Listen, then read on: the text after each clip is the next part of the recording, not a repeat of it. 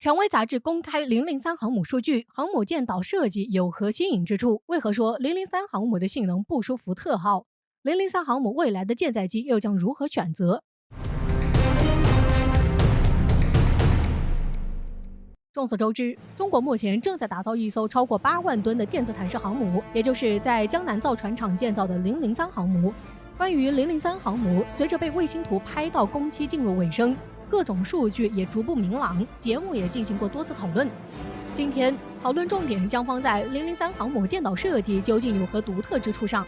从6月底美国卫星曝光003航母的舰岛实图来看，基本实锤003航母会是一艘常规动力航母，因为003航母舰岛上有轮机烟道。但是另一方面，同样作为常规动力航母，003航母的舰岛大小比辽宁舰与山东舰小了近1/3。如果抛开烟道部分，与美国的福特号航母大小相当。而近日，中国权威军事杂志《舰船知识》公开了一张003航母建成后的 CG 图，为003航母更多的数据提供了一些参考。对于航母来说，舰岛缩小有利于增加甲板的面积，为舰载机提供更多的起飞空间，因此先进航母的设计都会尽可能缩小舰岛面积。但除了大小，舰岛的形状分布也很有讲究。首先，航母舰岛处需要整合各种雷达设施。其次，作为操控航母和指挥作战的地方，航母舰桥处既需要观察海面与空中情况，也需要观察甲板处舰载机起飞的状况，因此需要保证舰桥拥有开阔的视野。那么既需要为甲板预留空间，又需要整合各种电子设备，同时要保证视野。舰岛的设计其实是一门极其讲究的学问，而003航母在这方面体现出与其他航母的差异。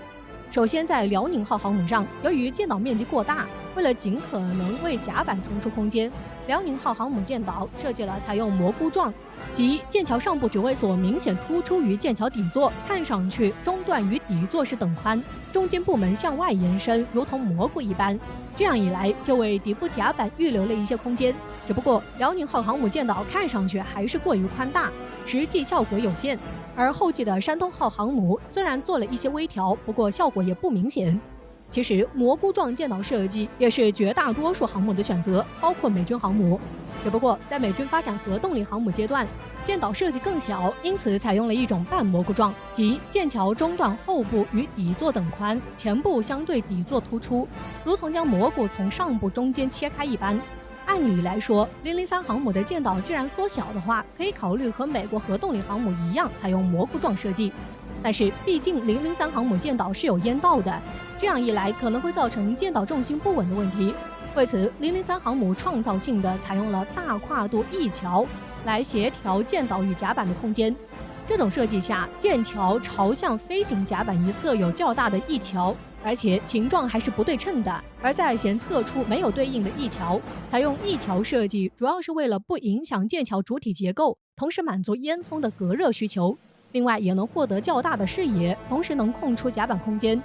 而且由于腾出上层空间，让雷达设备安装位置可以降低，有利于增加舰岛稳定性。光是从003航母十分讨巧的舰岛设计，我们就应该明白，003航母是一艘独具创意的航母，而不是各种原有设计的整合。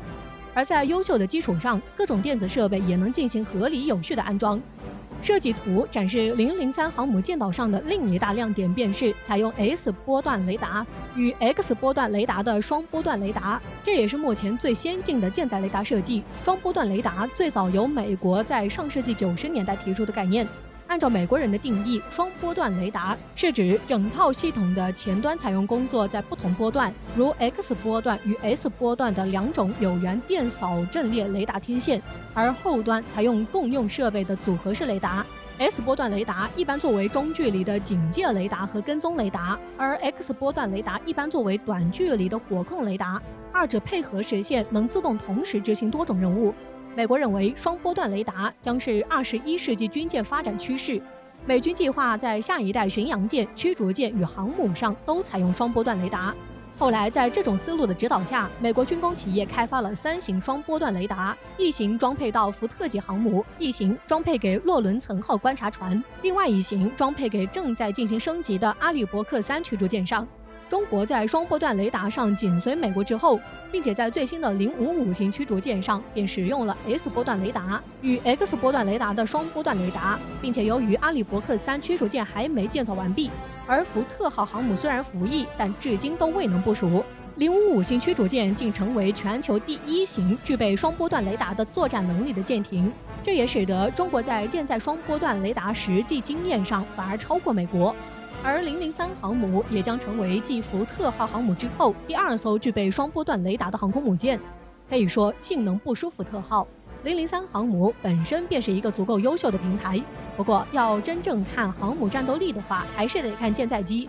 此前公开亮相的空警600预警机以及弹射版歼15战机，似乎将确定会登上003航母。然而，随着美军已经将隐身战斗机 F-35C 部署到航母上，仅仅使用歼15肯定是不够的。解放军官方也多次暗示，目前中国正在打造一款具备隐身能力的舰载战斗机。可以说，歼15只会是过渡产品。那么003航母的隐身舰载机又会是谁呢？不久前，有网友在位于武汉的水泥航母上拍到了一架新飞机的模型。这架飞机的尾翼与沈阳飞机制造厂研发的 FC-31战机很是相似，为 FC-31登上003航母又提供了一大有力的证据。经过多年研发与测试 ，FC-31已经试飞了第3代，也逐步成型。外界认为 FC-31在正式入列后将会改名为歼31，但歼31只会是陆航版。如果要打造海航版，可能会进一步采用涡扇19发动机，并且做出更多的改进，使其成为一款重型战机，而命名则是歼35。关于 FC-31是否会变成歼35登上003航母，长期以来一直有争议。很多中国网友认为，歼35的航电、雷达与隐身性能要稍逊于歼20，并且支持歼20推出舰载版本。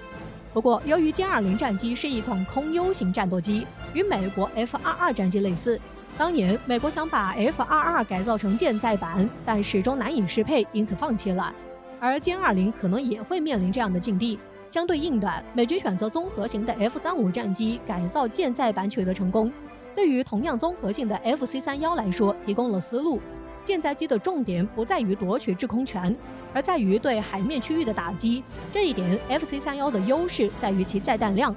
从数据来看 ，FC-31拥有12个载弹挂点，能挂载6枚霹雳15导弹与6枚霹雳10导弹，或者是反舰导弹。单从火力来说，未来的歼31要比歼20和 F-35战机都猛。而且要克制 F-35C 的话，霹雳15导弹拥有250公里超视距打击能力，超过 F-35C 搭载的射程为150公里的 AIM-120D 导弹。一旦003航母装备上舰载预警机以及隐身舰载机的话，将能完全释放战斗力。除了在舰载机数量与自持力方面还占劣势，003航母基本可以作为一艘比肩福特号的超级航母。